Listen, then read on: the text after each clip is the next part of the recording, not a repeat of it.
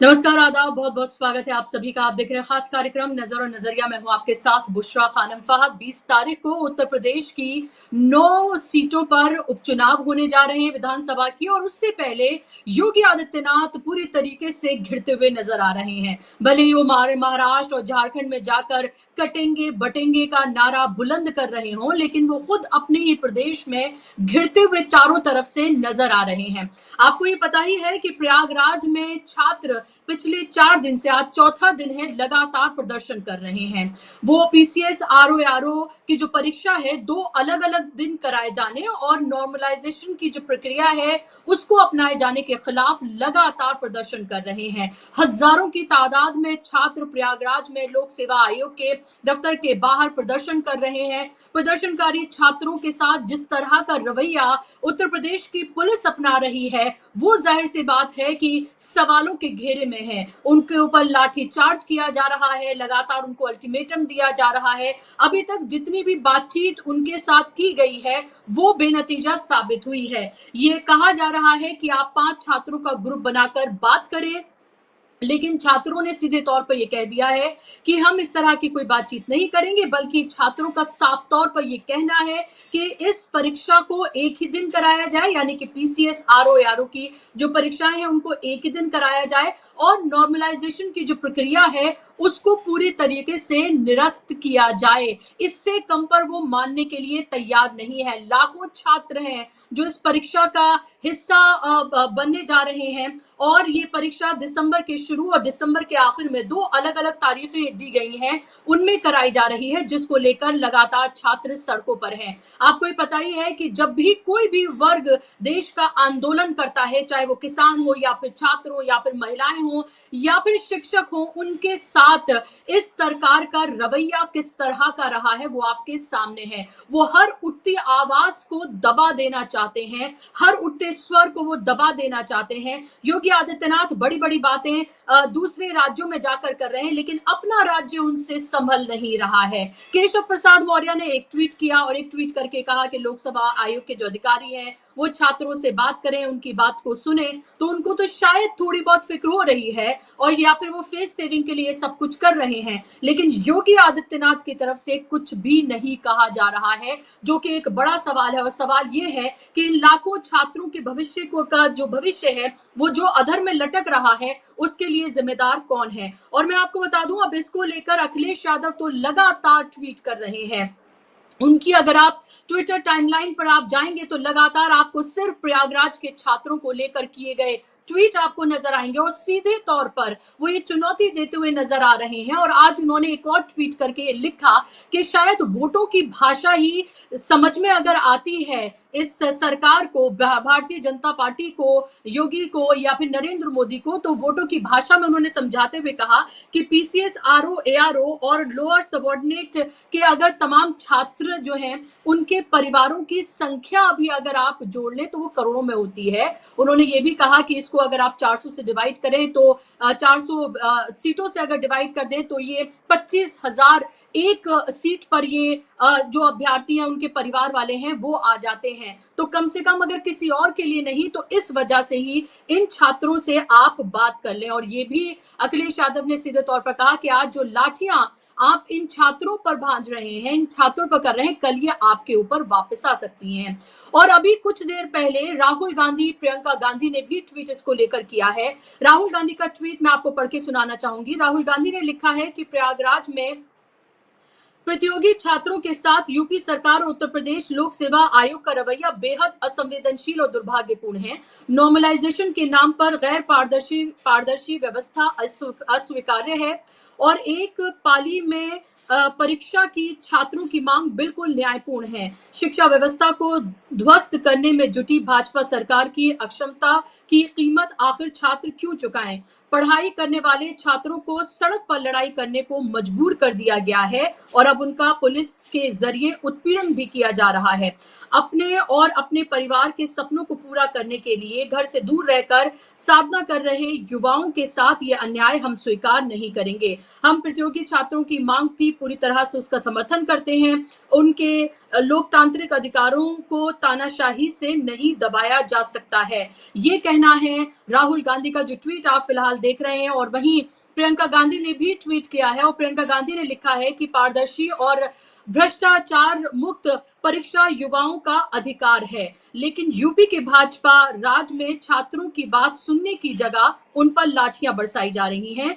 जब छात्र अड़ गए कि ना तो हम बटेंगे ना ही हटेंगे, तो उन्हें तोड़ने और बरगलाने की कोशिश की जा रही है। आंदोलन कर रहे छात्रों को गिरफ्तार करना, धमकी देना, घर जाकर परिवार को डराना, सादे कपड़ों में संदिग्ध लोगों को भेजकर आंदोलनकारी छात्रों को हटाने का प्रयास अत्यंत शर्मनाक है।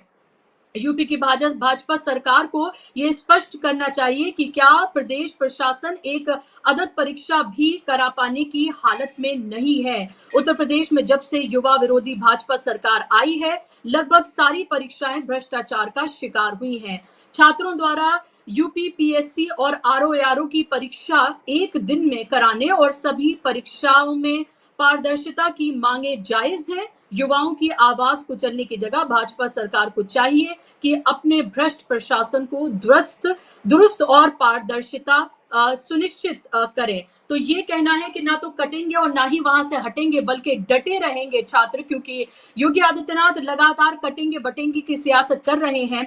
और शायद ये सरकार ये कहती हुई नजर आ रही है कि अगर आप यहाँ पर डटे रहे और हटे नहीं तो आप कूटे जाएंगे, और लगातार उनको कूटा जा रहा है छात्रों को। छात्रों के साथ ये रवैया है इस सरकार का, और ये दमनकारी जो नीतियां हैं वो साफ तौर पर सरकार की देखने के लिए मिल रही हैं। छात्र जो कि देश का भविष्य है, ये आने वाले देश के अधिकारी हैं, इनमें से छात्र जो सेलेक्ट होंगे, और उनके साथ आप ये देखिए किस तरह का रवैया इख्तियार किया जा रहा है। जो भी इस सरकार के खिलाफ आवाज उठाता है, इस लोकतांत्रिक निजाम में संविधान इसकी इजाजत देता है, आप शांतिपूर्ण तरीके से आप प्रदर्शन कर सकते हैं, उन सबकी आवाजों को किस तरह से दबाया जाता है। उनको ये लगता है कि सांप्रदायिक सौहार्द बिगाड़ कर और जातियों में धर्मों में बांट कर और इसी तरह से नफरत की सियासत के बीज बोकर जो तमाम अहम मुद्दे हैं, जो कारोबार से रोटी रोजगार से जुड़े हुए जो मुद्दे हैं, उनको दरकिनार करके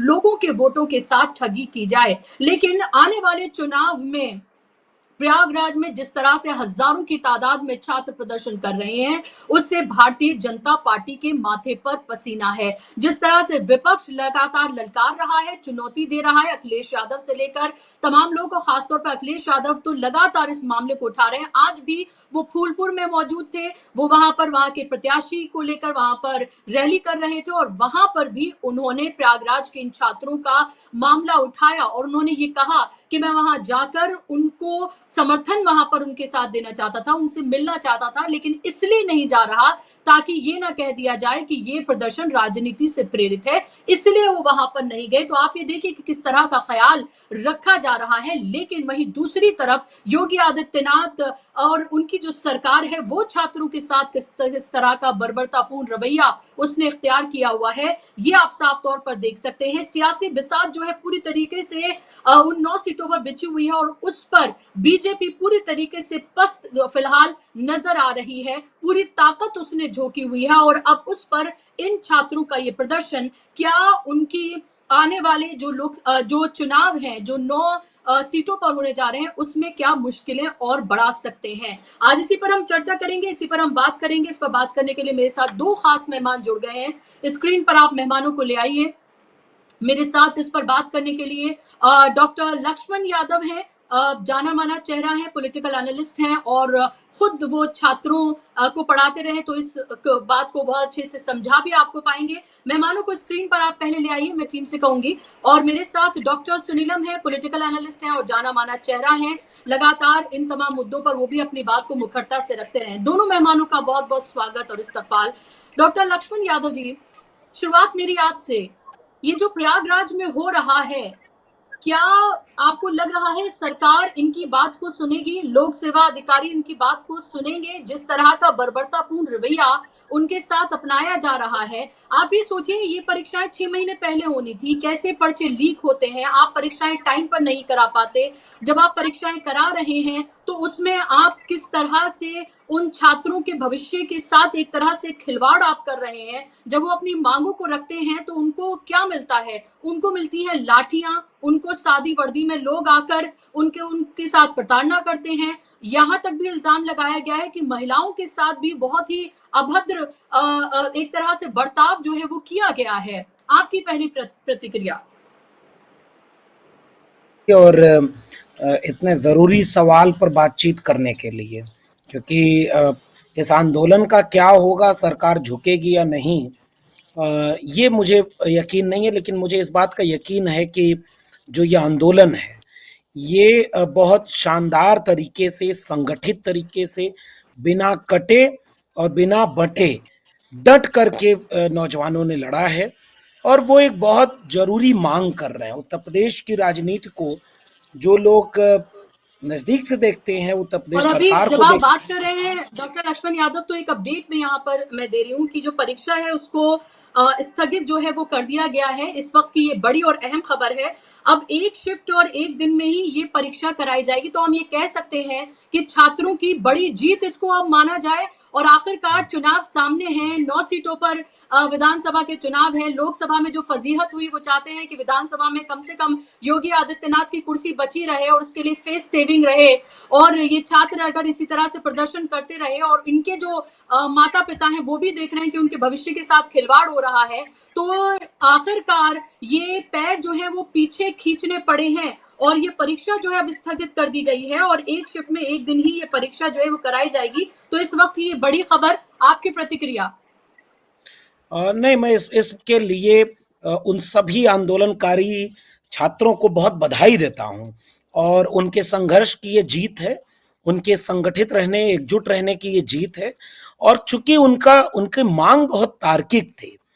एक तो आप विश्वविद्यालयों से लेकर के शिक्षा व्यवस्था को बर्बाद कर रहे हैं पूरे देश में, और जहां नौकरी मिलनी है, जो थोड़े से लोग पढ़ भी लिए, सक्षम हैं, प्रतियोगी परीक्षाओं की तैयारी कर रहे हैं, विपरीत परिस्थितियों में पढ़ाई करते हैं। हम वो पहली पीढ़ी के लोग हैं जो जगह जमीन गिरवी रख करके थोड़ा सा पैसा लेकर के, और मैं तो उस इलाहाबाद में रहा हूँ, मुझे पता है, उससे बहुत गहरा नाता है। इलाहाबाद ने हमें बनाया है 10 बाई 10 के वो कमरे जिसमें इंसान और हवा आने का एक ही झरोखा होता है। बहुत विपरीत परिस्थितियों में पढ़ाई करते हैं। जब वो कंपटीशन के लिए तैयार होते हैं तो पता चला पेपर लीक हो रहा है, तमाम चीजें हो रही हैं। और ये एक एग्जाम जो आरओ और एआरओ का है, ये बहुत बड़ा एग्जाम है। आपके यहाँ संख्या बढ़ गई। एक तो इस देश को सोचना चाहिए कि इस देश में बेरोजगारी किस हद तक बढ़ रही है, और बेरोजगारों की इतनी भीड़ हो गई है कि वो एक परीक्षा में इतने आवेदन आ जा रहे हैं कि सरकार ये कह रही है कि हमारे पास सेंटर नहीं है जिससे हम एग्जाम करा सके। वो ये कह रहे थे, इसीलिए 40-41 जगहों पर ही सेंटर बनाए गए। 2 शिफ्ट में कराना पड़ेगा, तब जाके परीक्षा होगी। और चूंकि 2 शिफ्ट में होगा तो किसी में पेपर आसान हो जाएगा, किसी में मुश्किल हो जाएगा, तो नॉर्मलाइजेशन करना पड़ेगा। आप सोचिए, इतनी सरकार कमजोर है अपने नौजवानों की परीक्षा कराने में। उनका पेपर एक बार में हो जाए, नॉर्मलाइजेशन जैसी अतार्किक और अपारदर्शी प्रक्रिया न अपनानी पड़े, इतना सब इस सरकार को काम है। लेकिन वो धर्म बचाने के लिए, दंगा के लिए उसमें लगी हुई है। मुख्यमंत्री योगी आदित्यनाथ केवल प्रचार मंत्री बनकर के देश भर में केवल और केवल धर्म पर भाषण देते हैं। तो इन विद्यार्थियों ने अपने हक के लिए सीधा तार्किक फॉर्मूला अपनाया। मुझे याद है कि मेरे पास जब पहली बार, आज से तकरीबन 10-15 दिन पहले की बात होगी, विद्यार्थियों ने ये जब आया तो इसको भेजा हमें कि सर ये हमें ट्वीट कर दीजिए। तो हमने कहा आपको मुझे समझाना पड़ेगा कि क्या है। तो उन्होंने साफ कहा कि सर हिस्ट्री है, सोशल साइंस का विषय है, इनमें नॉर्मलाइजेशन एक फ्रॉड है, वो एक साजिश है, वो एक धोखा है, जहां पैसा रुपया से लेकर के हर तरह का घोटाला होगा। 100 पेपर, 100 क्वेश्चन आएंगे 100 नंबर के 2 पाली में। पहली पाली को कह दिया जाएगा कि आसान पेपर है, दूसरी वाली को कह दिया जाएगा कठिन है। 100 क्वेश्चन वाला अगर 80 लाया पहले में, तो 80 वाले को नॉर्मलाइजेशन में कम कर दिया जाएगा, और दूसरे को कठिन कह करके 60 नंबर वाले को 80 कर दिया जाएगा। तो विद्यार्थियों ने कहा कि इसका कोई तर्क तो आपके पास है ही नहीं। आप हिस्ट्री ज्योग्राफी में, एंशिएंट हिस्ट्री में, डुअल हिस्ट्री में प्लासी की लड़ाई या बक्सर की लड़ाई में कैसे नॉर्मलाइजेशन करेंगे, कौन कठिन है कौन सरल है। तो ये मानविकी के विषयों के लिए, सामाजिक विषयों के लिए बेहद अतार्किक प्रक्रिया थी, घोटाला था, स्कैम था ये। और 2 पाली में करा के पेपर आउट हो रहे हैं, उस स्कैम को आप रोक नहीं पा रहे। अब आप नए नए स्कैम ले आ रहे हैं। विद्यार्थियों ने बहुत शानदार बात कही कि उंगली में चोट लगी थी तो पूरी उंगली काट रहे हैं कि दवाई लगाएंगे। ये इसलिए मैं कहता हूं कि ये विद्यार्थियों की जीत है। लेकिन आखिर में एक बात और, अगर ये आंदोलन न हुआ होता तो थोड़े से बच्चे हम्म। अगर इसको आंदोलन कर रहे होते, तो जैसे इलाहाबाद का एक नौजवान राघवेंद्र यादव करके है, उसे कल ही सरकार पकड़ ले गई और उसके ऊपर पहले सादे ड्रेस में आए और उसको एसडीएम के सामने पेश किया, और जो नैनी जेल में बंद है। और उसका गुनाह क्या है कि वो इलाहाबाद के विद्यार्थियों के आंदोलन में शामिल रहा है। जाने कितने विद्यार्थियों को आज सुबह सुबह सादे ड्रेस में पुलिस पकड़ के ले जा रही है। आप कल्पना करिए कि अगर ये संख्या कम हो रही होती विद्यार्थियों की, तो इन पे मुकदमे होते, इनके ऊपर आरोप लगाए जाते, इनको अपराधी बताया जाता, राजनीतिक बताया जाता। मैं तो उन विद्यार्थियों को शुक्रिया अदा करता हूं कि जो इतने बड़े हुजूम के साथ मौजूद थे। और जैसे ही सुबह पता चला कि अखिलेश यादव जाने वाले हैं, अभी ये अफवाह ही उड़ी, कोई कार्यक्रम जारी नहीं हुआ, लेकिन एक एक उड़ती हुई बात आई कि अखिलेश यादव की इलाहाबाद में रैली है, पहले वो जाएंगे, विद्यार्थियों से मिलेंगे। ये सूचना पहुंची नहीं कि वहां विद्यार्थियों को खड़ेगड़ा जाने लगा गया। और इलाहाबाद है, वो बड़े बड़े लोगों को उसने बदल दिया है और छात्र आंदोलन से लेकर के तमाम आंदोलन का गढ़ रहा है। ये वही उत्तर प्रदेश है जहां पिछली बार जब सरकार होती थी तो उस सरकार के भी खिलाफ आंदोलन हुआ, इस सरकार के भी खिलाफ हुआ। अगर ये ताकत कम रही होती, अखिलेश यादव ने आज बड़ी महत्वपूर्ण बात कही कि अगर मैं चला, मेरा मन था कि रैली के पहले मैं विद्यार्थियों से मिलूं, लेकिन मैं चला जाता तो कह देते राजनीतिक है। अभी भी उन विद्यार्थियों को आंसू बहाते, लड़ते, घिसटते देखा आपने। तो ये सरकार का रवैया है, मैं सख्त ऐतराज करता हूं। ये सरकार अपने देश के नौजवानों को बेहद अमानवीय और तानाशाही रवैये से डील करना चाहती है। और आज क्या ये सरकार माफी मांगेगी कि ये 3 दिन जो उनको वहां पर सर्द रात में सड़क पर सोना पड़ा, पुलिस ने लाठियां मारी हैं, पुलिस ने उठा करके उनको प्रताड़ित किया है, अपमानित किया, मीडिया में बैठ करके जितने एंकर हैं जिन्होंने उनको अमानवीय तरीके से क्रिटिसाइज किया, क्या वो सब माफी मांगे? क्योंकि आज तो जीत छात्रों की होगी और हमें इस बात का अंदाजा था कि छात्रों की जीत होगी और ये बड़ी जीत है। लेकिन अब देखना ये है कि इसके नाम पर कहीं परीक्षा ही न टाल दिया जाए और बाकी जितनी परीक्षाओं में नॉर्मलाइजेशन के नाम पर धांधली चल रही है उसको ये आयोग कैसे रोकेगा, क्योंकि आयोग तो निकम्मा हो चुका है। लेकिन आज की जीत छात्रों के आंदोलन की जीत है और उन छात्रों को भी सीखना होगा कि लड़ करके अपना हक बचाना भी आपकी ही जिम्मेदारी होती है। अगर आप नहीं लड़ते, और एक आखिर में थोड़ा सा वक्त ले रहा हूं बुशरा जी, पहले जी। उत्तर प्रदेश क्वेश्चन पेपर में कुछ कुछ क्वेश्चन गड़बड़ हो गए। आयोग कहता था कि विद्यार्थी बताएं कि कौन सा प्रश्न गलत है और उसका उत्तर सही क्या है, और जो आयोग में विद्यार्थी जाते थे उन्हें उसका लाभ मिलता था।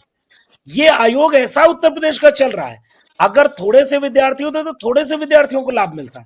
ये तो सारे विद्यार्थी आ गए, बड़ी तादाद में आ गए, लाठी से डरे नहीं, उनके वैन से, पुलिस से डरे नहीं। और उनके अपमान, केशव प्रसाद मौर्य जो हैं वो डिप्टी सीएम क्या बोल रहे थे यहाँ पर कि ये सरकारी लोग हैं, सरकारी लोग हैं तो तुमने क्यों अपना फैसला वापस ले लिया।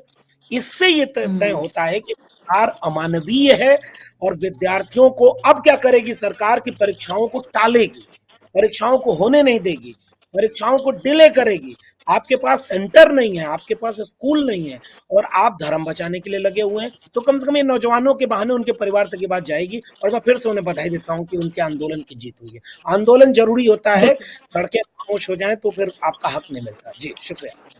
बिल्कुल, आंदोलन बहुत ज़रूरी होता है। हमने ये भी देखा कि नरेंद्र मोदी ये भी कहते हुए नज़र आए जब किसानों का आंदोलन है कि उनसे कोई गलती हो गई होगी जब उन्होंने काले कानून वापस लिए थे, 750 शहादतें हुई। ये भी हमने देखा कि अभी जो छात्र संगठित होकर एक साथ शांतिपूर्ण तरीके से उन्होंने अपना प्रदर्शन किया, अपनी मांगे उन्होंने रखी और आखिरकार सरकार को झुकना पड़ा। तो झुकती है सरकार, ये कह सकते हैं झुकाने वाला चाहिए वो योगी आदित्यनाथ वाली सरकार या नरेंद्र मोदी भी, जो ये कहते हैं कि हमने एक बार जो फैसला ले लिया वो ले लिया, हम उस पर अड़े हो जाते हैं, वापस नहीं लेते हैं। उनका वो अपना ये अहंकार है, वो उनको झुकना पड़ा छात्रों के सामने। चौथा दिन है आज उनके प्रदर्शन का, जो कुछ उनके साथ हुआ है और जिस तरह के उनके साथ रवैया इख्तियार किया गया है, क्या उस पर सरकार माफी मांगेगी? क्योंकि सरकार को माफी मांगनी चाहिए उन छात्रों से कि यानी कि आप ये एक्सेप्ट कर रहे हैं डॉक्टर सुनीलम कि आपका फैसला गलत था, इसीलिए आपने वापस ले लिया चौथे ही दिन। आप उन छात्रों के आगे झुके क्योंकि आप गलत थे, तो आपको फिर उन छात्रों से माफी भी मांगनी चाहिए,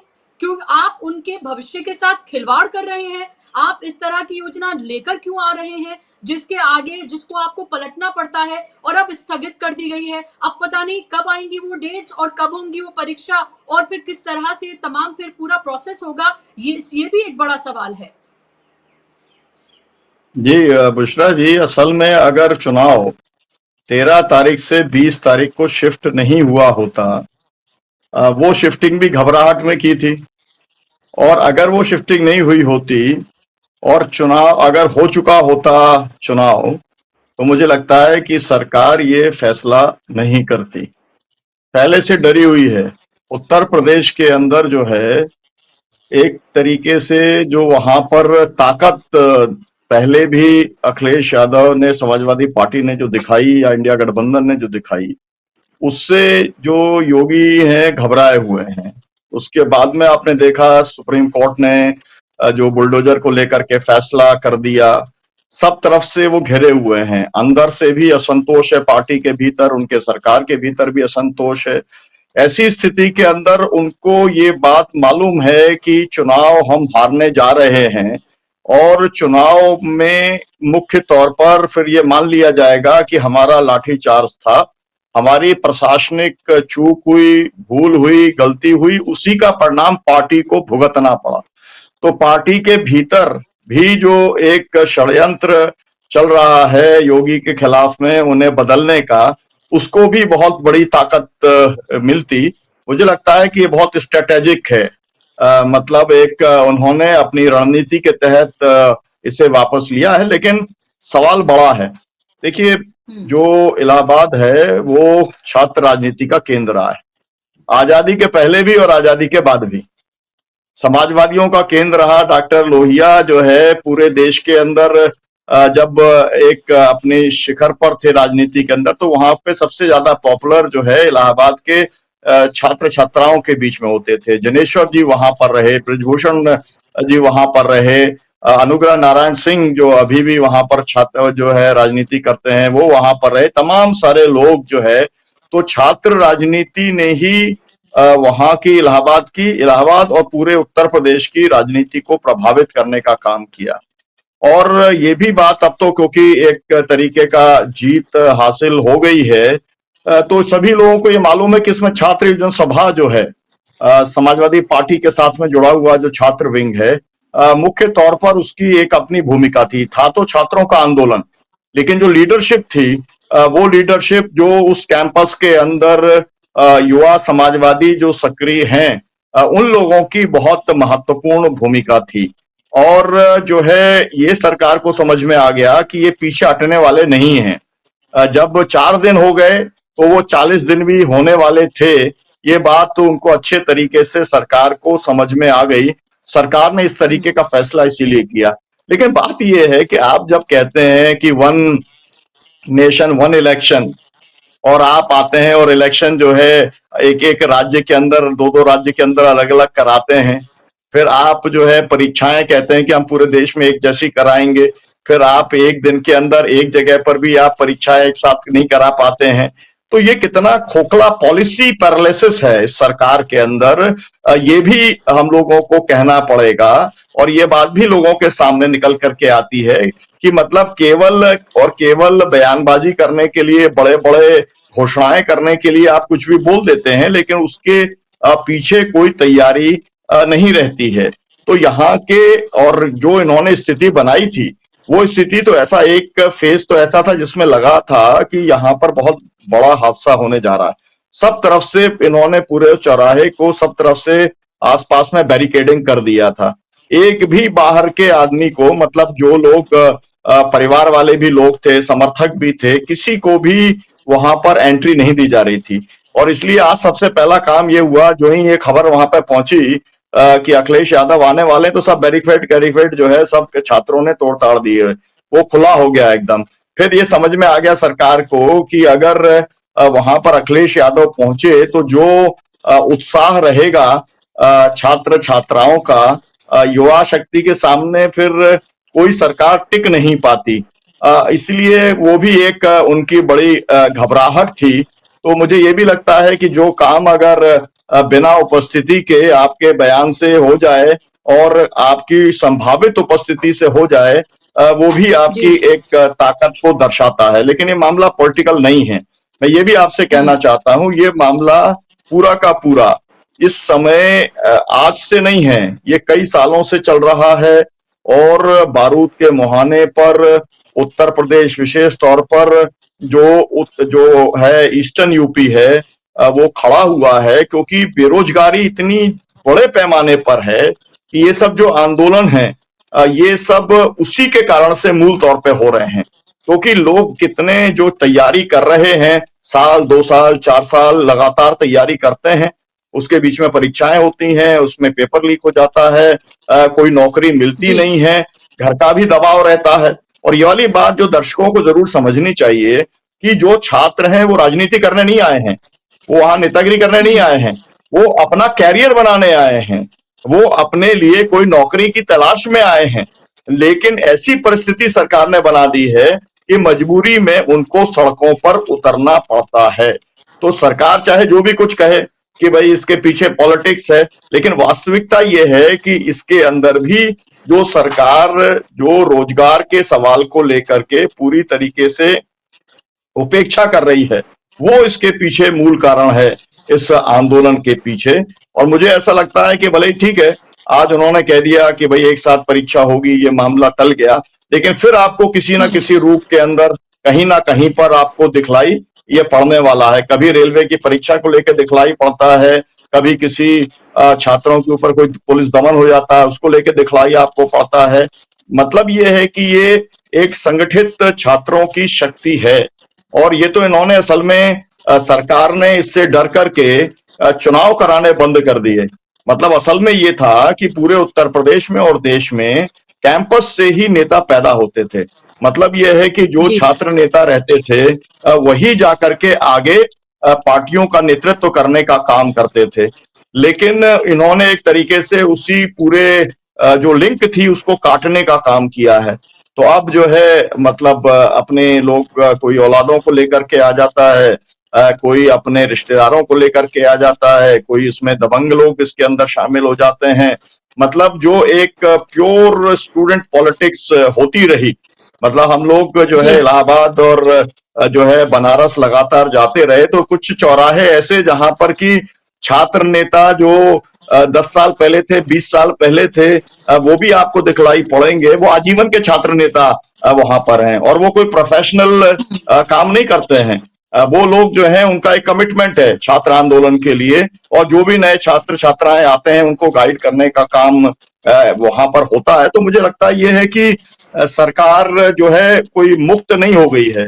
भले ही उसने तत्काल की राहत पाले, लेकिन मुक्ति जी। तब मिलेगी जब छात्रों के भविष्य के लिए कोई इंतजाम उत्तर प्रदेश की सरकार या देश की सरकार करेगी। नहीं तो इस तरीके के आंदोलन बराबर खड़े होते रहेंगे और खड़े होने चाहिए। जी।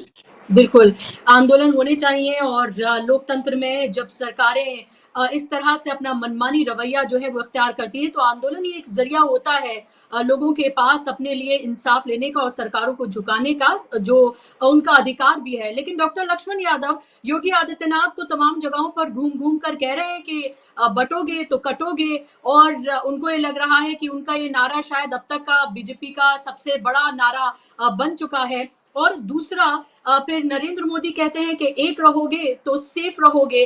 तो यानी कि इन तमाम छात्रों को भी, या इस तरह के वो लोग जो सरकार से अपनी मांगों को रख रहे हैं, उनको धर्म की चाशनी या धर्म की अफीम चटाकर वो चाहते हैं कि एक बार फिर से उसी में ही उनको मुलव्वस रखा जाए, ताकि उनकी राजनीतिक रोटियां जो है वो सेकी जा सके।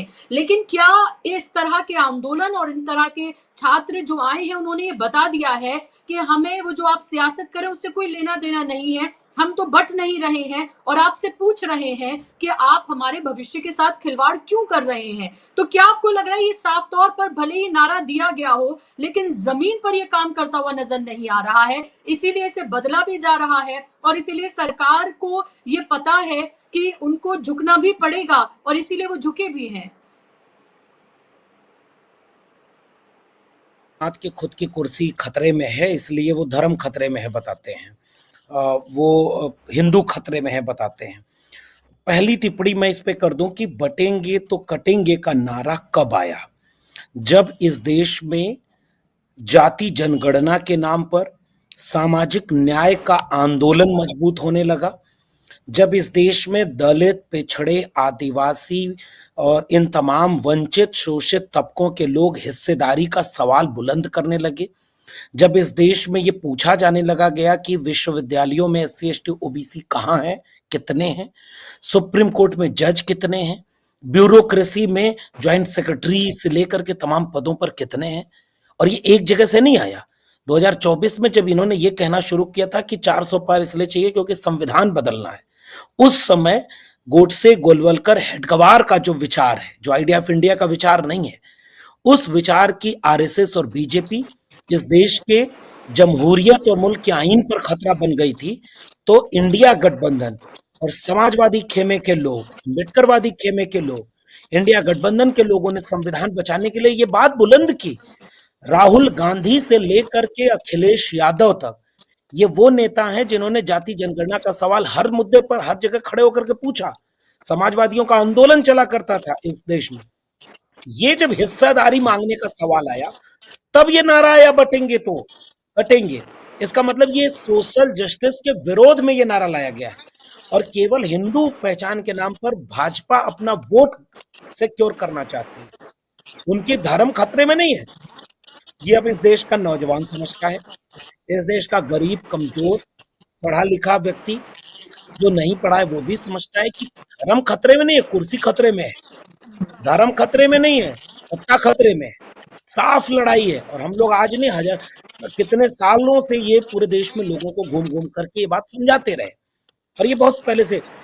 आइडिया ऑफ इंडिया के दो विचार थे, आरएसएस और बीजेपी का विचार जहां खड़ा था, उसके सामने आइडिया ऑफ इंडिया का मूल विचार है, जो तथागत बुद्ध से शुरू होता है, कबीर, रैदास, पलटू दादू, भीखा बुल्ले शाह होते हुए फूले, अंबेडकर, पेरियार, गांधी, मंडल, कांशीराम, ये जो इंक्लूसिव इंडिया बनाने का आइडिया है। तो एक तो ये बात है, इसके लिए इससे डरी हुई भाजपा, इससे सहमी हुई भाजपा उन नेताओं को काम पर लगा दिए जो इस तरह के नफरती बयान दे रहे हैं, जो इस भारत का नारा कभी नहीं बन सकता। भारत जोड़ने का नाम है, भारत एकजुट करने का नाम है, भारत में ये नारा कभी चल नहीं सकता। ये कुर्सी सिक्योर करने के लिए लाया। इसलिए जब इलाहाबाद का यह आंदोलन हुआ, ये इलाहाबाद का आंदोलन बहराइच दंगे के प्रयोग के फेल हो जाने के बाद आया है। बहराइच के दंगे में प्रयोग क्या किया गया था, जिसकी बानगी भाजपा के एफआईआर किए हुए विधायक ने जब एफआईआर लिखवाई, तब बताया कि भाजपा के नेता दंगा कराने में शामिल है। ये बात सामने आ गई, और वो जब जैसे ये बात सामने आ गई, इससे ये बात समझ में आई कि भाजपा दंगा कराने के लिए प्रेरित कर रही है लोगों को।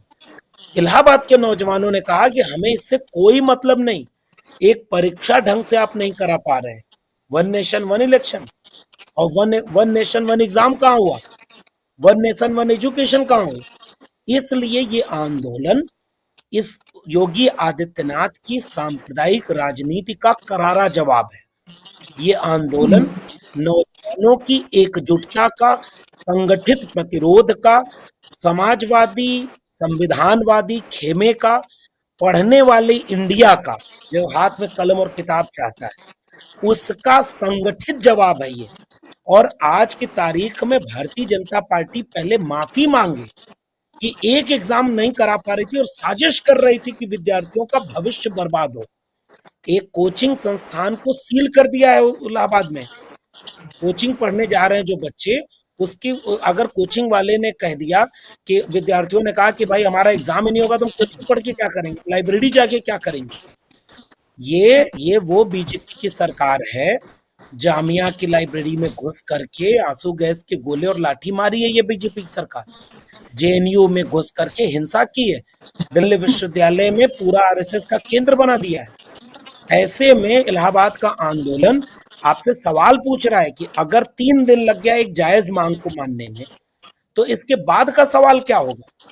3 दिन लगा ना, सड़क पे सोना पड़ा ना विद्यार्थियों को, पुलिस से लाठी खानी पड़ी ना विद्यार्थियों को, उनकी धमकी सुननी पड़ी, अपमान सुनना पड़ा ना केशव प्रसाद मौर्य से लेकर के टीवी एंकरों का। और नॉर्मलाइजेशन गलत है, ये अतार्किक है, भ्रष्टाचार का अड्डा है। ये भारतीय जनता पार्टी अगर समझ गई है, वहां की सरकार, तो आज ये वादा करे कि किसी भी एग्जाम में नॉर्मलाइजेशन नहीं किया जाएगा। आज वो ये शेड्यूल जारी करे कि जो एग्जाम 2 साल से कोई एग्जाम नहीं हुआ, टीचर भर्ती 5 साल से पेंडिंग है। 2018 की वैकेंसी आई थी और आज तक 69,000 शिक्षक भर्ती घोटाला क्लियर नहीं हुआ। जो बच्चे उसके 6800 विद्यार्थी जो शिक्षक बन चुके हैं, उन्हें नौकरी नहीं दी जा रही, उन्हें लड़ना पड़ रहा है। अब सुप्रीम कोर्ट मामला चला गया। ये आज तक उत्तर प्रदेश में कौन सी वैकेंसी आई? 1.5 लाख पद खाली पड़े हैं शिक्षकों के, और जो एलिजिबल बच्चे हैं उसी इलाहाबाद में, उसी लखनऊ में, छोटे छोटे शहरों में 10 बाय 10 के कमरे में इस बात का इंतजार कर रहे हैं कि एक वैकेंसी आ जाए तो हमारा कल्याण हो, हमारी शादी हो, घर में माँ बीमार है उसका इलाज हो, पिता बीमार है इलाज हो, कच्चा घर है घर लेकिन बनवाए। आपको ये लगता है क्या क्या डॉक्टर लक्ष्मण यादव, एक सवाल मेरा जुड़ा हुआ, क्या आपको लगता है कि बीजेपी तो ये चाहती है कि जो भी तमाम जो युवा हैं उनको सिर्फ हिंदू बना दिया जाए ताकि वो मस्जिदों के सामने जाकर अपना वो डीजे के जो गाने हैं, जो अभद्र गाने हैं, उन पर नाचे गाएं और इसी तरह से अपनी जिंदगियों को बर्बाद करें, सोशल मीडिया पर स्क्रॉल करते रहें और पढ़े लिखे ना और सवाल ना पूछ पाए, और इसीलिए उनके भविष्य के साथ खिलवाड़ किया जाता है, इसीलिए उनको इन तमाम चीजों में मुलव्विस किया जाता है, उनको फंसाया जाता है ताकि वो सवाल ना पूछ पाए। यही तो हम देख रहे हैं। भारतीय जनता पार्टी यही चाहती है कि चंदन गुप्ता बन जाए आप, तिरंगा यात्रा निकालें और चंदन गुप्ता बनकर के कम उम्र का नौजवान गोली लग गई, मर गया। सरकार ने कहा कि नौकरी देंगे, घर बनवाएंगे, संविदा पर नौकरी दी, वो भी चली गई। उसके पिता, चंदन गुप्ता के पिता, जो तिरंगा यात्रा, जो भाजपा का एजेंडा है, उसमें शामिल थे। वो पिता कह रहे हैं कि मेरे परिवार ने क्या खोया है, मैं किसको कहूं, हम बर्बाद हो गए, हम अपना न्याय मांग रहे हैं, नहीं मिला। ये जो गोपाल मिश्रा, ये जो गया है, इसका घर ढंग कर रहने का नहीं है। ये किसी अच्छी प्रतियोगी परीक्षा के नौजवान नहीं थे जो तैयारी कर रहे थे। इस देश में जो थोड़े से लोग शिक्षा, मैं तो प्रोफेसर रहा ना 14 साल, और मैंने प्रोफेसर की डायरी में ये किस्से लिखे हैं कि इस देश को कब ये समझ में आएगा कि इस देश में कलम और किताब सबसे ज्यादा खतरे में है। विश्वविद्यालयों को नई शिक्षा नीति के नाम पर अंबानी अडानी को बेच दिया गया है। बस आपको दिखेगा कब, जब आपका बेटा बेटी एडमिशन लेने जाएगा, 1 लाख की फीस देना पड़ेगा, 50,000 की फीस देना पड़ेगा, तब आपको लगेगा कि अरे ये तो हमने कैसी सरकार चुन दी, शिक्षा बर्बाद हो गई। तो जो बच्चे पढ़ नहीं पाए वो तो दंगाई भीड़ का, दंगाई सियासत का सबसे बड़ा रॉ मटेरियल बने हुए हैं। ये तो वो बच्चे हैं जो पढ़ पाए। मैं फिर से कह रहा हूं, ये बहुत छोटी सी दुनिया है भारत की।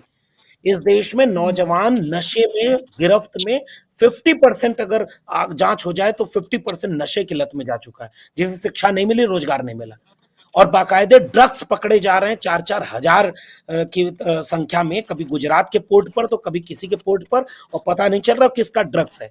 पंजाब से लेके झारखंड में घूमता हूं, इसलिए मैं ये पीड़ा आपके सामने साझा कर रहा हूं। हमने जाके देखा है कि नौजवान बर्बाद हो रहे हैं ड्रग्स में, और वही किसी बाइक रैली में, दंगाई भीड़ में इस्तेमाल किए जा रहे हैं कि जाओ धर्म खतरे में है, जाओ, और पैसा देकर के बाकायदे धार्मिक आयोजन भाजपा आरएसएस वाले कराते हैं।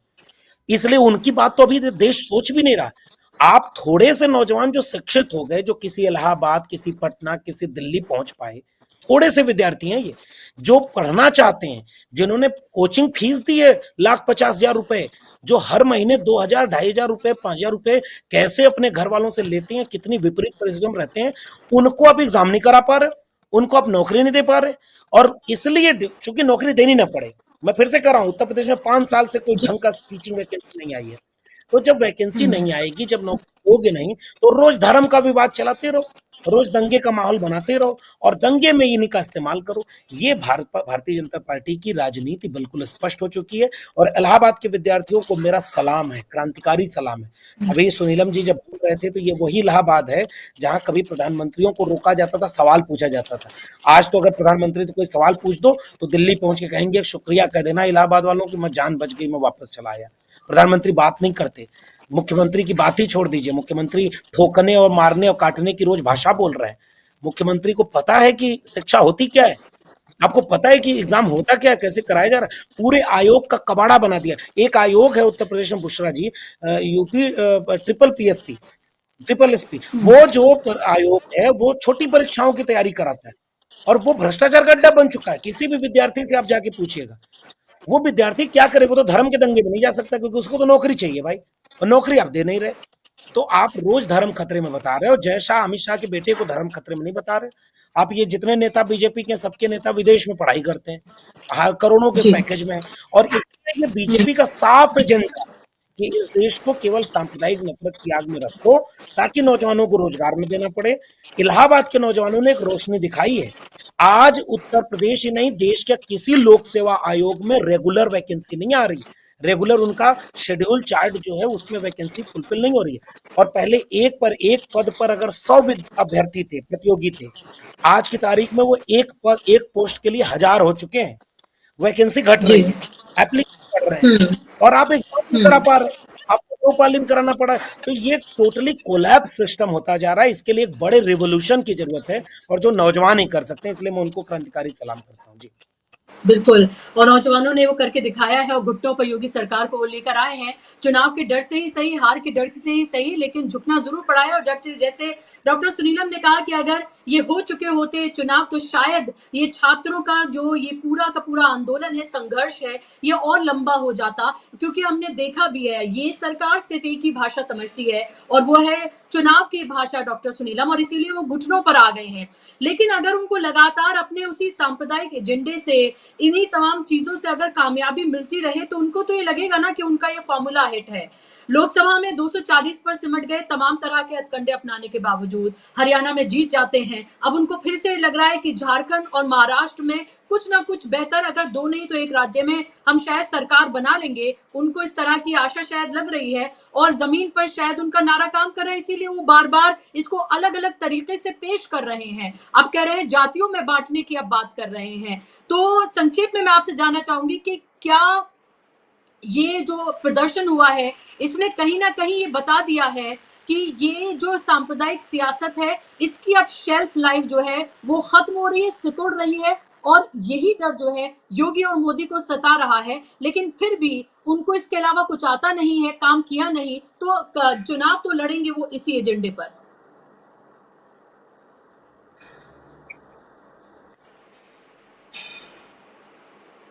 अनम्यूट कर लीजिए जी।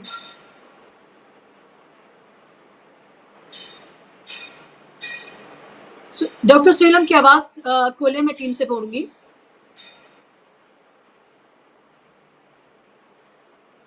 जी, आपकी आवाज मुझ तक नहीं आ रही है, आप अगर अनम्यूट कर ले अपने आप को।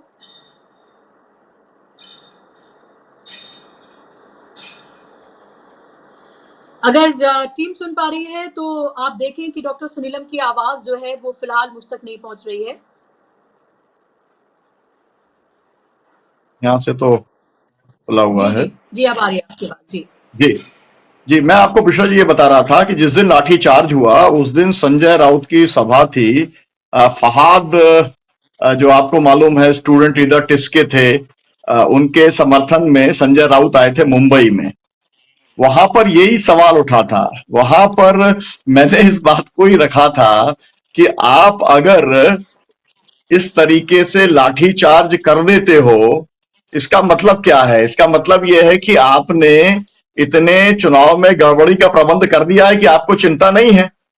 तो वो बात उस दिन जो कही थी, आज ये बात साबित हो गई कि चिंता है, तभी तो उनको पीछे हटना पड़ा, है ना। मतलब ये है कि जो एक तरीके से गड़बड़ियों के ऊपर जितना अपना कॉन्फिडेंस था और अपने पुख्ता इंतजाम के ऊपर उनको विश्वास था, वो उनका हिल गया। अब इसको लेकर के ये भी देखिए आप, जब कहा था कि बहना बटेंगे तो कटेंगे वाला, उसके तुरंत बाद में एक रहेंगे सेफ रहेंगे क्यों आ गया? क्योंकि ये बात समझ में आ गई कि बटेंगे कटेंगे चल नहीं रहा, और इसीलिए योगी जी की काट के अंदर खुद मोदी जी आए और उन्होंने कहा कि एक रहोगे तो सेफ रहोगे। और ये बात उन्होंने संदेश किसको दिया? उन्होंने संदेश दिया अडानी को, अंबानी को, और अपने अजीत डोभाल को, माधवी बुच को, उन्होंने सबको, अपनी टीम को ये संदेश दिया कि एक ही रहने से बच पाएंगे। नहीं तो जो बात अखिलेश यादव ने कही, उन्होंने क्या कहा कि आप अगर बटोगे तो हारोगे और एकजुट रहोगे तो जीतोगे। और यहाँ के छात्रों ने ये वाली बात साबित करने का काम किया। कि वो एकजुट रहे और उन्होंने जीतने का काम किया। तो ये कोशिश तो भारतीय जनता पार्टी की, जो बात आपने एकदम ठीक कही कि उनको आता ही वही है, उन्हें बांटने काटने के अलावा, ध्रुवीकरण के अलावा, भारत पाकिस्तान के अलावा, हिंदू मुसलमान के अलावा कुछ आता नहीं है। तो वो वही करते हैं, लेकिन जनता उनको बार बार फेल कर रही है इस उम्मीद और आशा के साथ में कि वो सबक सीखेंगे, लेकिन वो सबक सीखने को तैयार नहीं है। मुझे लगता है कि उनकी ये जो बांटने और काटने की राजनीति है, ये भी फेल होगी, और ये फेल होती दिखी रही है। अजीत पवार जैसे व्यक्ति ही अगर ये कहने लगे कि महाराष्ट्र के अंदर, जो बात अभी लक्ष्मण यादव जी कह करके गए कि महाराष्ट्र की जो धरती है ये तो प्रोग्रेसिव सोच के लोगों की धरती है, यहाँ पर तो जो है बाबा साहब से लेके और फुले और साहू जी महाराज और छत्रपति शिवाजी चलते हैं, यहाँ पर बांटने काटने का काम नहीं चलता। तो मेरा मतलब है कि उनके लोगों को भी ये भाषा बोलना पड़ रही है, क्योंकि उन्हें मालूम है कि इससे ये फॉर्मूला हर जगह नहीं चलता, इससे नुकसान हो सकता है। लेकिन आप ये देखिए, हेमंत विश्व शर्मा को उन्होंने जिस तरीके से लेकर के आया है और उसको जिम्मेदारी दी है झारखंड के अंदर, और वो दिन रात जहर उगलने का काम कर रहे हैं, और केवल 1 पॉइंट फॉर्मूला कि घुसपैठी आएंगे और तुम्हारी पूरी संस्कृति खत्म कर देंगे और तुमको खत्म करने का काम कर देंगे। तो हर तरीके से, हर एंगल से वो कोशिश कर रहे हैं, लेकिन छात्र आंदोलन ने एकजुट रह करके ये बताया है कि हम आपके झांसे में नहीं आएंगे, हम एकजुट रहेंगे और अपने आंदोलन के अंदर जीत हासिल करने का काम करेंगे। मुझे लगता है इस आंदोलन का सबसे बड़ा मैसेज ये जाएगा कि अगर आप एक रहोगे तो आप सरकार को झुका सकते हो। संयुक्त किसान मोर्चे के नेतृत्व में जो किसानों का आंदोलन चला था, उसने भी देश के अंदर यही संदेश देने का काम किया था, क्योंकि किसान संगठन एक रहे, क्योंकि किसान एक रहे, तो सरकार को आखिरी में 3 अपने किसान विरोधी कानून वापस लेने के लिए मजबूर होना पड़ा। हालांकि वहां पर भी बांटने काटने की बात की थी, वहां पर भी हर तरीके से कि भाई खालिस्तानी इसमें घुस गए हैं, तो पाकिस्तानी एजेंट घुस गए हैं, तो पार्टियों के एजेंट घुस गए हैं, लेकिन वहां पर भी उनको हार का सामना करना पड़ा। और मैं आपके माध्यम से बताना चाहता हूं कि 26 नवंबर को इस समय पूरे देश के अंदर बहुत बड़े पैमाने पर किसान संगठन और मजदूर संगठन जिले स्तर के ऊपर बड़े जो है प्रदर्शन करने वाले हैं, जिससे कि एकजुटता की एक बड़ा संदेश पूरे देश के अंदर जाएगा कि अगर वर्किंग क्लास, मतलब जो उत्पादन करने वाले लोग हैं, वो जब एकजुट हो रहे हैं, तो फिर एक जो लोकतंत्र के ऊपर और संविधान के ऊपर खतरा है, उसका मुकाबला करने के लिए एक ही रास्ता है, वो एकजुटता का रास्ता, और वही एकजुटता का रास्ता किसान मजदूर बनाते दिख रहे हैं। उसी रास्ते पर छात्र और युवा भी इलाहाबाद के अंदर अपना एक सफल आंदोलन उन्होंने किया है। जी बिल्कुल, और ये सफल आंदोलन किया, उसकी कामयाबी भी उनको मिल गई है फौरन, चाहे चुनाव के हार के डर से ही सही। यही भाषा अगर समझ में आती है तो यही भाषा सही, और कम से वो झुकी है सरकार, वो सरकार जो अहंकारी सरकार है, जो लगातार ये कहती रही, जो कह दिया वो कह दिया, जो कर दिया वो कर दिया, वापस नहीं जाते हैं, उनको भी झुकना पड़ा है। तो ये दिखाता है कि अगर आप संगठित होकर आप एक संवैधानिक तरीके से, लोकतांत्रिक तरीके से अपनी मांगों को जायज तरीके से, जायज मांगों को आप रखेंगे और आप एकजुट होंगे, बटेंगे नहीं। वही बात वो कह रहे हैं, बटेंगे कटेंगे की जो बात कर रहे हैं, तो यहाँ पर ये बात इन छात्रों पर भी इस तरह से लागू होती है कि अगर आप बटेंगे नहीं तो सरकारों को, इस तरह की निरंकुश सरकारों को भी झुकना पड़ता है, और झुकी है चौथे दिन ये सरकार। ये बड़ी कामयाबी है छात्रों की। बहुत बहुत शुक्रिया डॉक्टर श्रीलम आपका कार्यक्रम का हिस्सा बनने के लिए। डॉक्टर लक्ष्मण यादव भी हमारे साथ जुड़े थे, उनका भी शुक्रिया कार्यक्रम का हिस्सा बनने के लिए। शुक्रिया आप तमाम दर्शकों का भी इस कार्यक्रम का हिस्सा बनने के लिए। आज के लिए बस इतना ही, नमस्कार।